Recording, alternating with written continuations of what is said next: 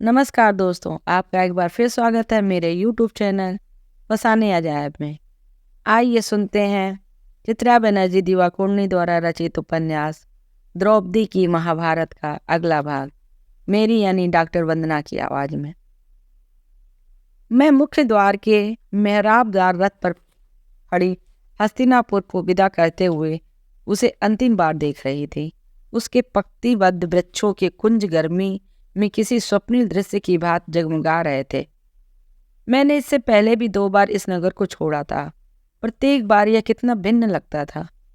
पहली बार एक निष्कपट नववधू के रूप में, जिसका हृदय उन सब चीज़ों के लिए विचलित था जो वह चाहती थी। रोमांच, प्रेम, रानी का पद, उसका अपना एक महल।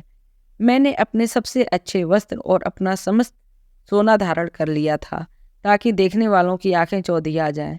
मैंने अपनी घबराहट छिपाने के लिए धृतराष्ट्र द्वारा दिए गए भव्य किंतु अटपटे से रथ को कसकर पकड़ रखा था, क्योंकि मैं चाहती थी कि उस नगर के लोग मुझे प्रतापी नायिका की तरह याद रखें, ऐसी स्त्री की तरह जिसके चहुओर इतिहास विकसित होगा। मैं चाहती थी कि वह सुंदर पांचाली के विषय में कहानियां सुनाए और मेरे लिए रोएं, क्योंकि मैं उन्हें अधिक बेहतर कारण के लिए छोड़कर जा रही थी। मैं दूसरी बार पैदल थी और मैंने सेवकों जैसे पुराने वस्त्र पहने हुए थे। मेरे बाल खुले हुए मेरे उद्विग्न चेहरे पर झूल रहे थे। मेरे पास कोई आभूषण नहीं था। मेरे पति उसे दूत में हार चुके थे, किंतु मेरी आंखें हीरे की तरह चमक रही थीं। मेरा चेहरा घृणा और उस याद से कठोर हो गया था। क्या मेरा महल संसार का सबसे सुंदर महल नहीं था, जिसे दुर्योधन ने छल से ले लिया था? मैंने अपनी ठुड्डी ऊपर उठाई। मैं चाहती थी कि नगर के लोग मेरे अपमान और मेरे द्वारा दिए गए शाप को याद रखें। मैं चाहती थी कि वह यह जानते हुए कि प्रजा को अपने शासकों की भूल की कीमत चुकानी पड़ती है, मेरी तीखी दृष्टि के सामने सिर झुकाएं। परंतु आज मैंने अपने पतियों की भांति सन्यासियों जैसे वल्कल वस्त्र धारण किए हुए थे। मैंने तन पर सोना धारण नहीं किया था। मैंने अपने समस्त आभूषण दान कर दिए थे। वास्तव में मैंने जो पहना हुआ था उसके अतिरिक्त मेरे पास कुछ नहीं था। मेरे पीछे परीक्षित और उसकी पत्नी और उत्तरा तथा सुभद्रा खड़े रो रहे थे, और उनके पीछे, जैसी मेरी इच्छा थी, मैं हस्तिनापुर के लोगों का रुदन सुन सकती थी जो हमारे जाने से दुखी थे। परंतु मुझे अब उनके आंसुओं की आवश्यकता नहीं थी। मैं इस बात से असमंजस में पड़ गई कि अपनी युवावस्था में मुझे लगता था कि मुझे इससे खुशी होगी, और अब मुझे कुछ नहीं चाहिए था, परीक्षित भी नहीं, जिसे मैंने अपने पुत्रों से अधिक स्नेह किया था। मैंने उस नगर के लिए मन में शुभकामना की, किंतु मन से मैं उससे और उन सब चीज़ों से विरक्त हो चुकी थी जिन्हें मैं अपना जीवन समझती थी। मुझे यह सोचकर सहसा आश्चर्य हुआ कि अपने आसपास की चीज़ों की तुलना में जीवन कितना छोटा है। संगमरमर की इमारतें, अग्निशिखा वाले पुष्प वृक्ष, पीढ़ियों से पैरों के तले चिकने हो चुके पत्थर, सुदूर पर्वतों की नीली धुंध। शायद कुंती को भी ऐसा ही लगा होगा, मानो किसी विशाल समुद्र के तट पर बिना बंधी कोई छोटी सी नौका जो इस बात की प्रतीक्षा कर रही थी कि वह जलप्रपात उसे कहाँ ले जाएगा। हम स्वयं को जितना महत्वपूर्ण समझते हैं उतने हम हैं नहीं। इस बोध से व्यक्ति को अप्रत्याशित स्वच्छंदता का एहसास होता है। जैसे ही मैं द्वार से आगे बढ़ी, विश्वासघाती वायु का झोंका अपने साथ परिजात की वही पुरानी सुगंध अपने साथ ले आया जो माया महल में मेरे उद्यान से आती थी, और उसी के साथ उभर आया पश्चाताप। मैंने उसे यहाँ हस्तिनापुर में क्यों नहीं रोका? परीक्षित के राज्याभिषेक के अवसर पर जिस प्रकार की आतिशबाजी दरबारी जादूगर ने सुलगाई थी, वैसा ही एक पश्चाताप मेरे हृदय में भी प्रस्फुटित हो गया था, जिसने अनेक ज्वलंत चिंगारियों को जन्म दे दिया। मैं अपने जीवन को गंवाना नहीं चाहती थी। बिजी उल्लास, रोमांच तथा गर्व के छड़ों से अभिभूत मेरा जीवन कितना शानदार था, यहाँ तक कि गर्म लोहे की चोट की तरह मेरा अपमान भी, जिसने मेरे मस्तिष्क में प्रतिशोध का निशान बना दिया था, ऐसा विशिष्ट रूप से मुझे अमूल्य लगने लगा था। मैं इस सब को एक बार फिर, इस बार अधिक विवेकपूर्ण ढंग से जीना चाहती थी। मैं युधिष्ठिर के हाथ पर अपना हाथ रखकर उसे कहना चाहती थी कि वह 1 वर्ष, 1 माह या 1 दिन भी और रुक जाए। मैं अभी परीक्षित की पत्नी को उन रहस्यमय चीज़ों के साथ आम का अचार बनाना नहीं सिखा पाई थी, जिससे वह 1 दशक तक ताज़ा रह सकता था।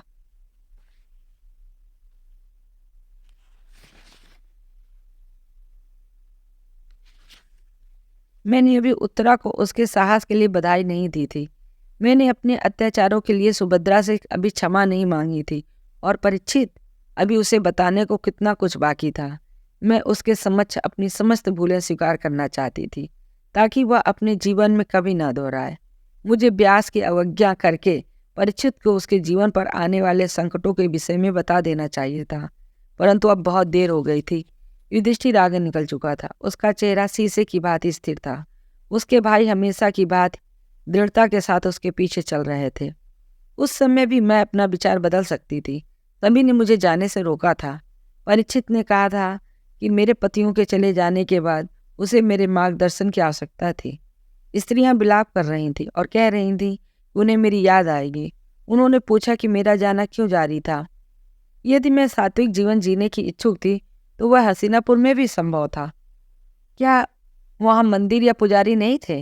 या प्रत्येक पावन त्योहार को वहाँ राजसी उल्लास के साथ नहीं मनाया जाता था? मेरे पतियों ने भी मुझे रुक जाने के लिए कहा।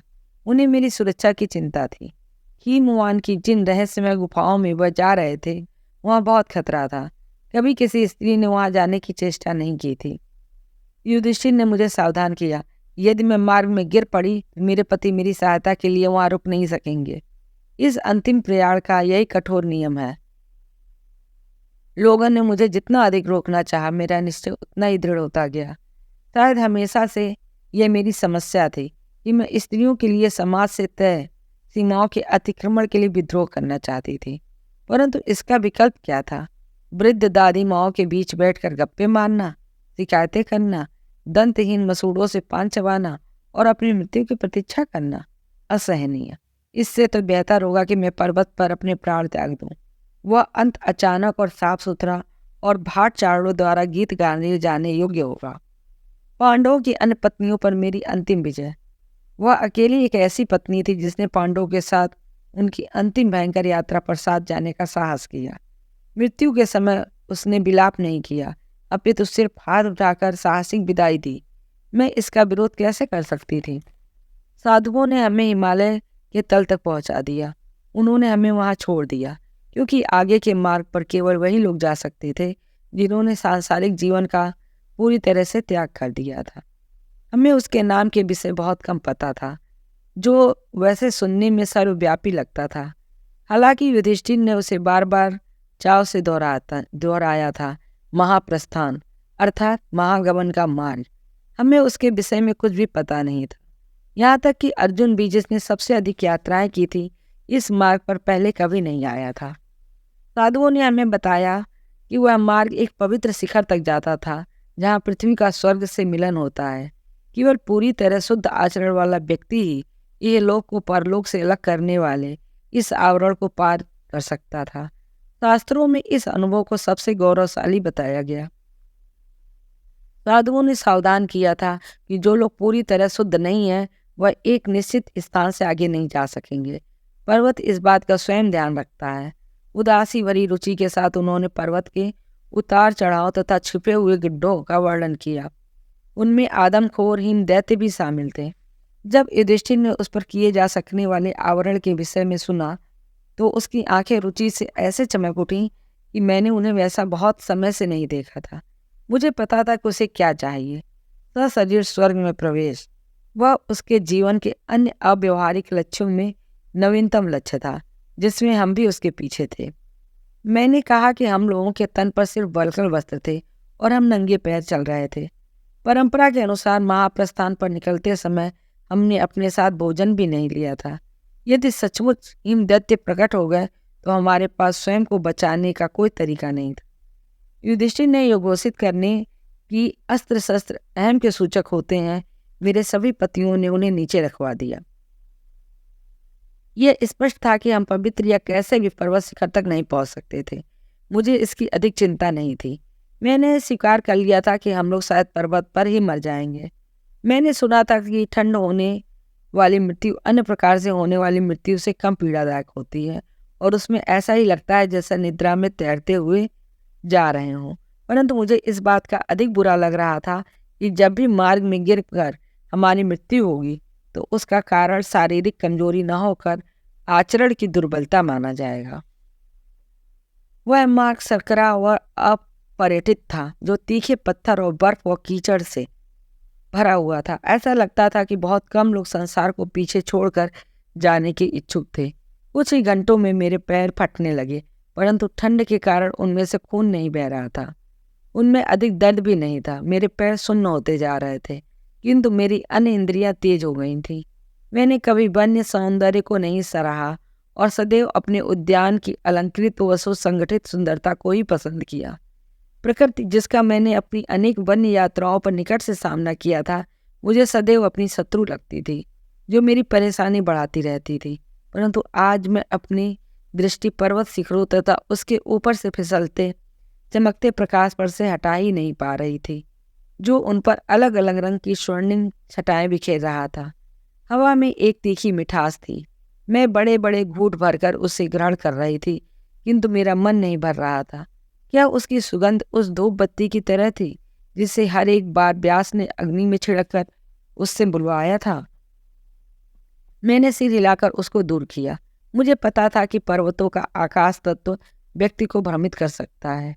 पहले ही आगे चलना कठिन हो रहा था, क्योंकि बर्फ में मेरे पैर धंस रहे जा रहे थे। फिर भी मुझे धूप की सुगंध और पक्षियों की चहचहाहट महसूस हो रही थी। हालांकि हम इतना ऊपर आ चुके थे कि उनमें से किसी के भी वहां होने की संभावना नहीं थी। मैंने अपने पतियों को पुकार कर पूछा कि क्या उन्होंने कुछ देखा था। तब मुझे एहसास हुआ कि वह मुझसे बहुत आगे निकल चुके थे। अर्जुन सबसे आगे रहकर मार्ग में आने वाले संकट पर ध्यान रख रहा था और उसके पीछे नकुल और सहदेव चल रहे थे। भीम और युधिष्ठिर ने, जो आराम से परस्पर बात करते हुए जा रहे थे, मेरी आवाज़ सुन ली और रुक गए। भीम मुड़ा, वह मुझे लेने आ रहा था, तो युधिष्ठिर ने उसका हाथ पकड़कर उसे रोक लिया। वह उसे नियम याद दिला रहा था। एक बार मार्ग पर चलने के बाद चाहे कुछ भी हो जाए, तुम पीछे नहीं लौट सकते थे। मेरे भीतर आक्रोश भड़का। युधिष्ठिर के लिए सदा से नियम ही मानवीय पीड़ा अथवा मानवीय प्रेम से अधिक महत्वपूर्ण थे। मुझे तभी समझ में आ गया था कि केवल वही स्वर्ग के द्वार तक पहुंच पाएगा, क्योंकि केवल उसी से मानवता त्याग देने का सामर्थ्य था। मैं उसे अपने अंतिम आवेग के रूप में यह बात कह देना चाहती थी कि जो उसे स्वर्ग की भी याद रहती, परंतु शाम के धुंधलके में घुलते उन सुदूर शिखरों की भांति मेरे शब्द भी मेरे मुंह में ही घुल। यदि मेरी बात ठीक थी तो उसे कहने का लाभ भी क्या था? निकटस्थ पर्वत पर पड़ी बर्फ का रंग उस कमल पुष्प की तरह हो गया था, जैसा मैंने एक बार भीम से मंगवाया था। मेरी इच्छा थी कि वह भी उसे याद कर पाता और यह सोचकर प्रसन्न होता कि किसी समय हम लोग कैसे थे। वह संसार का सबसे शक्तिशाली पुरुष, जो प्रेम की खातिर अपने प्राण संकट में डालने को तत्पर था। वह अग्नि से उत्पन्न स्त्री, जिसकी एक दृष्टि में भीम को निर्विवेक बना के सामर्थ्यवान बनाया था, जीवन का अंत करने से पहले एक अच्छी स्मृति थी। मैं जब मार्ग से नीचे गिरी तो मैंने अपने पतियों को चिल्लाते हुए सुना। उनके पीछे दुविधापूर्ण उत्तेजना हो रही थी। मेरा अनुमान था कि भीम युधिष्ठिर से झगड़ रहा था और मेरे पास आना चाहता था, परंतु हमेशा की बात युधिष्ठिर की ही विजय हुई, क्योंकि कुंती ने अपने पुत्रों को बड़ा करने के दौरान युधिष्ठिर के छोटे भाइयों को बिना प्रश्न किए अपने ज्येष्ठ भाई की आज्ञा मानना सिखाया था। भीम सुबक रहा था। क्या अन्य लोग यह सुनकर विलाप करेंगे? निश्चय ही युधिष्ठिर जैसा निष्ठुर व्यक्ति भी कुछ आंसू तो अवश्य बहाएगा। क्या उसके अच्छे और बुरे दिनों में मैंने हमेशा उसका साथ नहीं दिया था? परंतु नहीं, मैं सुन रही थी कि वह भीम को समझा रहा था, उसे सांत्वना देखकर उनके बृहत लक्ष्य को याद दिला रहा था। इस बात से मुझे क्रोध भी आया और शर्म भी। शायद इसलिए जब मेरे मन में यह विचार आया तो मैंने उसे अपने से दूर नहीं किया। कर्ण मुझे इस संसार में इस प्रकार कभी नहीं छोड़ता। वह मेरे साथ रुक जाता और हम दोनों की मृत्यु हो जाने तक वह मेरा हाथ पकड़े रखता। वह मेरे लिए सहर्ष स्वर्ग का त्याग कर सकता था। मैं बहुत दूर नहीं गिरी थी।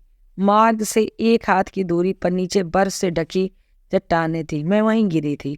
मेरी सांस थम गई और मेरा बायां हाथ मेरे शरीर के नीचे दबकर मुड़ गया था, किंतु शायद ठंड के कारण अथवा इसलिए कि मैंने अपनी नीति का चुनाव स्वयं किया था, मुझे अधिक दर्द महसूस नहीं हो रहा था। मैं किसी तरह खुद को घसीटकर मार्ग पर लौट सकती थी, किंतु किस लिए? युधिष्ठिर का एक और प्रवचन सुनने के लिए? अपने कुछ अंतिम विचारों के साथ यहीं शांति से पड़े रहना बेहतर था। पहाड़ों में हवा के साथ शायद आवाजें अधिक दूर तक जाती हैं, अथवा शायद मैं उनकी सिर्फ कल्पना ही कर रही थी। हालांकि भीम और युधिष्ठिर काफी दूर जा चुके थे, किंतु मुझे फिर भी उनकी बात करने की आवाज आ रही थी। वह क्यों गिर पड़ी? भीम ने रोते हुए शुष्क स्वर में पूछा। वह आगे क्यों नहीं चल सकी?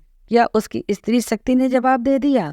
युधिष्ठिर ने अपने संयमी स्वर में उत्तर दिया, नहीं भीम, ऐसा इसलिए हुआ क्योंकि उसमें यद्यपि बहुत ही गुण थे, किंतु उसने एक बहुत बड़ा अपराध किया था, जैसे तुम सब लोगों ने किया है। उसकी तरह तुम भी उस बिंदु तक पहुंचकर गिर जाओगे जहां से आगे उस अपराध के साथ जाना संभव नहीं है। पांचाली, भीम बोला, मुझे विश्वास नहीं होता। वह तो सबसे निष्ठावान पत्नी थी। मैं उसकी बात सुनकर अपने सुन्न पड़े होठ दबाकर मुस्कुराने लगी। भीम भूल गया था कि मैंने उसे कितनी बार डांटा फटकारा था और कितनी बार उसे परेशानियों में डाला था। उसने क्या अपराध किया था? उसने विवाह तो हम सबसे किया, परंतु उसने सबसे अधिक प्रेम किसी अन्य व्यक्ति से किया। वह कौन? मुझे भ्रूण के स्वर में ललक सुनाई दे रही थी। उस एक क्षण में यदि मुझे अवसर मिलता तो मैं भीम के प्रति अपना प्रेम अभिव्यक्त कर देती। मैंने स्वयं को इस बात से सांत्वना दी। कम से कम मैं अपनी भावनाएं अपने पतियों से छिपा पाई थी। मैंने जिस व्यक्ति को इतने वर्ष तक हृदय से प्रेम किया, जिससे प्रशंसा प्राप्त करने की मेरी इच्छा रही, जिसके कटु वचनों ने मुझे सबसे अधिक आहत किया और जिसकी मृत्यु के बाद मेरा जीवन बदरंग हो गया, उसके बोध से होने वाली पीड़ा से मैंने अपने पतियों को बचा लिया था। वह, युधिष्ठिर ने कहा, और वो फिर रुक गया। उसे पता था मुझे जिस गोपनीयता पर गर्व था, उसने उसे देख लिया था। वह हमेशा अपने आदर्शों के संसार में खोया रहता था, तो मैंने उसकी बोध सामर्थ्य को कभी ज्यादा श्रेय नहीं दिया, परंतु मैंने उसे समझने की भूल की थी। मेरा हृदय रुककर प्रतीक्षा करने लगा। वह क्या बताएगा? वह मेरे ऊपर क्या आरोप लगाने वाला था? मुझे आश्चर्य हो रहा था कि मैं कितनी अधिक घबराई हुई थी। मैं गलत सोच रही थी कि मुझे अब जीवन से कुछ नहीं चाहिए था, हालांकि मैं अब उनसे कभी नहीं मिलने वाली थी। मेरे पतियों की अंतिम राय मेरे लिए सहसा अत्यंत महत्वपूर्ण हो गई थी। युधिष्ठिर ने जल्दी से अपनी बात कह दी। अर्जुन, वह अर्जुन है। वो सबसे अधिक उसका ही ध्यान रखती थी। उसने मुझ पर दया की थी। उसने सत्य की अपेक्षा कृपा को चुना और मेरी प्रतिष्ठा की रक्षा के लिए अपने जीवन का दूसरा झूठ बोला। इस प्रकार मेरे अंतिम समय में युधिष्ठिर ने यह सिद्ध कर दिया कि वह इतने वर्ष मुझसे प्रेम करता था। ऐसा करके उसने मुझे तुरंत अपना आभारी बना दिया तथा जो अनेक कटु वचन मैंने उसे कहे और जो कुछ अपने भीतर दबाए रखे, उसके लिए उसने मुझे लज्जित भी कर दिया था। भीम ने हताशा भरी श्वास छोड़ी। मेरे विचार से उसे दोष देना कठिन होगा। वह बोला, वह एक महान योद्धा है और अत्यंत सुंदर भी है, यहाँ तक कि इंद्र के दरबार की अप्सराएं भी उसके आकर्षण से बच नहीं सकी। जहाँ मेरा संदर्भ आता था, वह कितनी सरलता से क्षमाशील बन जाता था, कितना उदार। काश मैं बता सकती कि मैं उसकी और अपने अन्य पतियों की कितनी प्रशंसा करती थी। सबके अपने गुण थे, अपनी अपनी सहृदयता। नकुल का परिहास, सहदेव का मनन और अर्जुन का साहस, जिसने हमारे संकट के बीच खड़ा रहने की में कभी संकोच नहीं किया। अब मुझे उसकी प्रशंसा करने का अवसर मिला तो मैंने अपना असंतुष्ट व्यक्त करके उस अवसर को गंवा दिया। अब बहुत देर हो चुकी थी। वह कौन से अपराध हैं जिनके कारण हम लोग भी मार्ग में गिर जाएंगे? भीम ने पूछा। सहदेव को अपने ज्ञान पर बहुत गर्व है। नकुल को अपने सौंदर्य का अहंकार है। अर्जुन स्वयं को सर्वश्रेष्ठ योद्धा समझता है। और तुम क्रोध आने पर अपने ऊपर नियंत्रण नहीं रख सकते। युधिष्ठिर ने सदा की भांति शांत स्वर में कहा, किंतु इस बार मुझे उसके स्वर में निराशा सुनाई दे रही थी। उसने इतने वर्षों तक सदाचार के लिए अपने भावावेश के चलते अपने प्रियजनों के मध्य रहते हुए भी एकाकी जीवन बिताया था। वह मेरी नासमझी थी कि मैं उसके ऊपर क्रोध करती थी और सोचती थी कि वह अपने कठोर व मूर्खतापूर्ण सिद्धांतों को त्याग देगा। सदाचार उसका स्वभाव था। वह उसका त्याग उसी प्रकार नहीं कर सकता था जैसे कोई बाघ अपनी धारियां नहीं त्याग सकता। इसी कारण वह अपने प्रियजनों को उनके मृत्यु के क्षणों में अकेला छोड़ चरम एकाकीपन को प्राप्त कर लेगा। देवताओं के दरबार में पहुंचने वाला प्रथम मनुष्य